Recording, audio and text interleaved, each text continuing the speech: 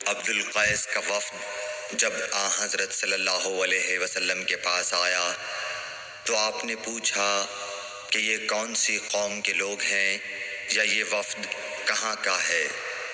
انہوں نے کہا کہ ربیعہ خاندان کے لوگ ہیں۔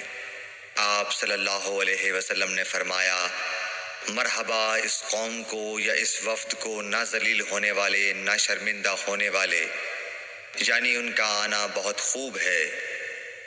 وہ کہنے لگے، اے اللہ کے رسول صلی اللہ علیہ وسلم، ہم آپ کی خدمت میں صرف ان حرمت والے مہینوں میں آ سکتے ہیں، کیونکہ ہمارے اور آپ کے درمیان مضر کے کافروں کا قبیلہ آباد ہے۔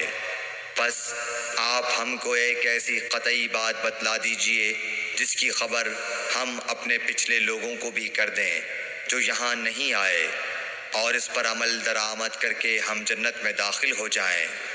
اور انہوں نے آپ سے اپنے برتنوں کے بارے میں بھی پوچھا۔ آپ صلی اللہ علیہ وسلم نے ان کو 4 باتوں کا حکم اور 4 قسم کے برتنوں کو استعمال میں لانے سے منع فرمایا۔ ان کو حکم دیا کہ ایک اکیلے خدا پر ایمان لاؤ۔ پھر آپ صلی اللہ علیہ وسلم نے پوچھا کہ جانتے ہو ایک اکیلے اللہ پر ایمان لانے کا مطلب کیا ہے؟ انہوں نے کہا کہ اللہ اور اس کے رسول ہی کو معلوم ہے۔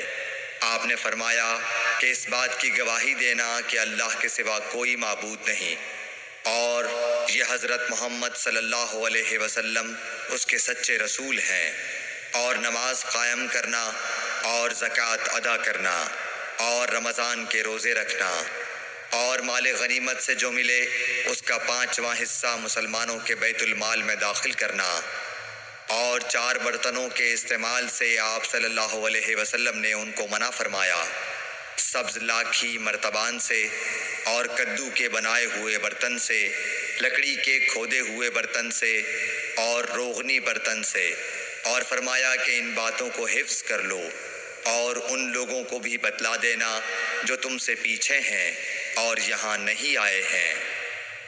صحیح بخاری حدیث نمبر 53۔ اس ویڈیو کو اپنے دوستوں کے ساتھ ضرور شیئر کیجیے گا، اور اس ویڈیو میں کمنٹ کر کے ہمیں لازمی طور پر بتائیے گا کہ آنے والے وقت میں آپ کس طرح کی ویڈیوز دیکھنا پسند کرتے ہیں۔